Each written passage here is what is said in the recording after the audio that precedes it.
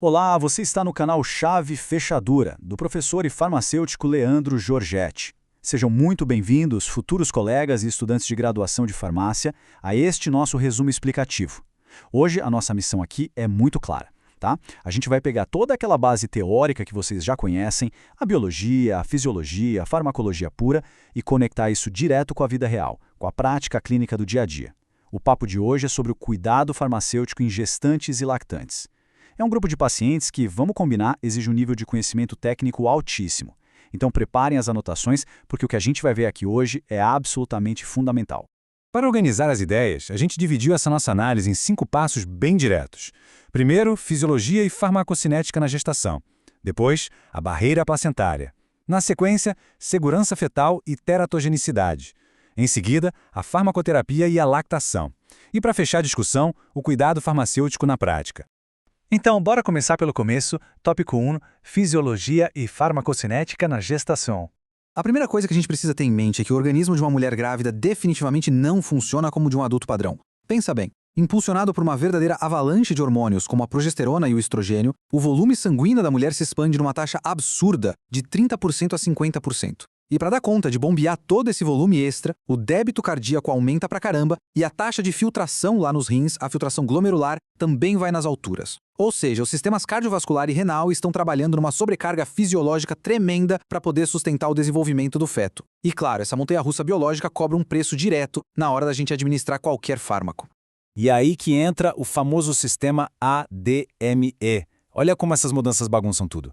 Na absorção, por exemplo, a progesterona relaxa a musculatura lisa. Isso reduz a motilidade gastrointestinal. Na prática, pode atrasar bastante o efeito daquele medicamento oral, né? Daí vamos para a distribuição. Com aquele aumento enorme de volume plasmático que eu acabei de falar, rola uma hemodiluição. E aqui está o grande pulo do gato.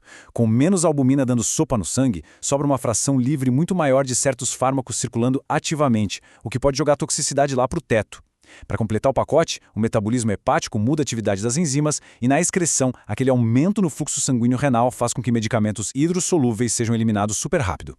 Resumindo a ópera, aquela dose exata que funciona super bem fora da gestação, aqui pode ser totalmente ineficaz ou, pior ainda, super tóxica. Certo, agora a gente entra no nosso tópico 2, a barreira placentária. Gente, chegou a hora de quebrar um dos maiores mitos da história da medicina. Durante muito tempo, todo mundo achava que a placenta era tipo um escudo mágico, impenetrável, que protegia o feto de absolutamente tudo. Mas a realidade clínica moderna nos mostra exatamente o oposto disso.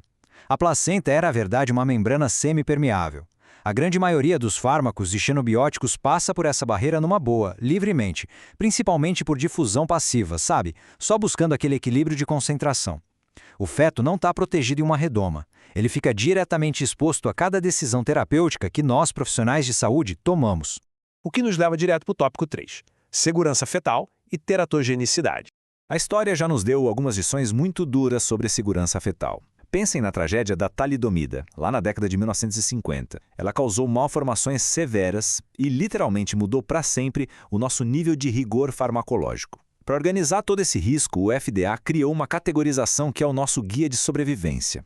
A categoria A é aquele grupo super restrito de fármacos com segurança totalmente comprovada em humanos. Tá tranquilo. A categoria B já pede um sinal amarelo, uma cautela. Agora, o grande nó clínico está na categoria C. É aqui que faltam estudos cravados em humanos. Então a gente tem que colocar na balança e avaliar o custo-benefício com uma lupa. A categoria D já aponta riscos conhecidos e a X, nem pensar. É estritamente contraindicada porque os danos e as anormalidades superam qualquer benefício possível. Entender essa classificação não é só teoria, tá? É o que vai guiar a tomada de decisão no balcão todos os dias.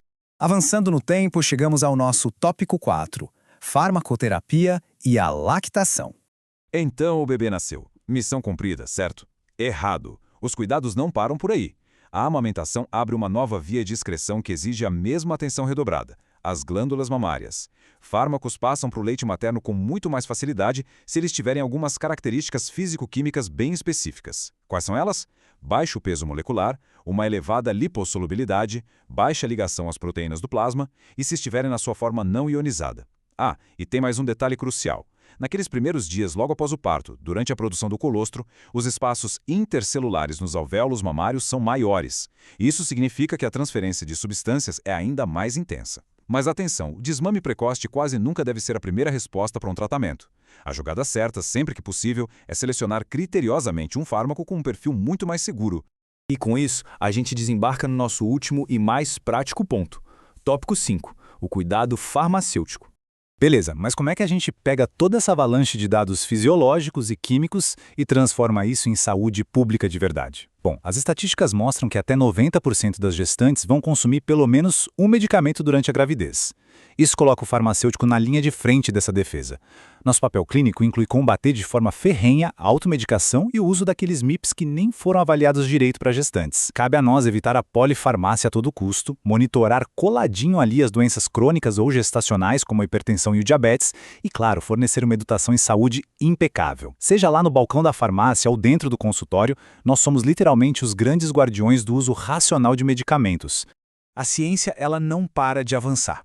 Mas a grande provocação que fica no ar para a futura geração de farmacêuticos é a seguinte: será que a nossa prática hoje está realmente pronta e atenta para individualizar o tratamento de cada gestante que cruza a porta da farmácia? Fica a reflexão. É isso, pessoal. Agradecemos por você assistir esse vídeo. Esperamos que este conteúdo tenha sido muito útil para você. Inscreva-se no canal Chave Fechadura e compartilhe com seus colegas em suas redes sociais. Até a próxima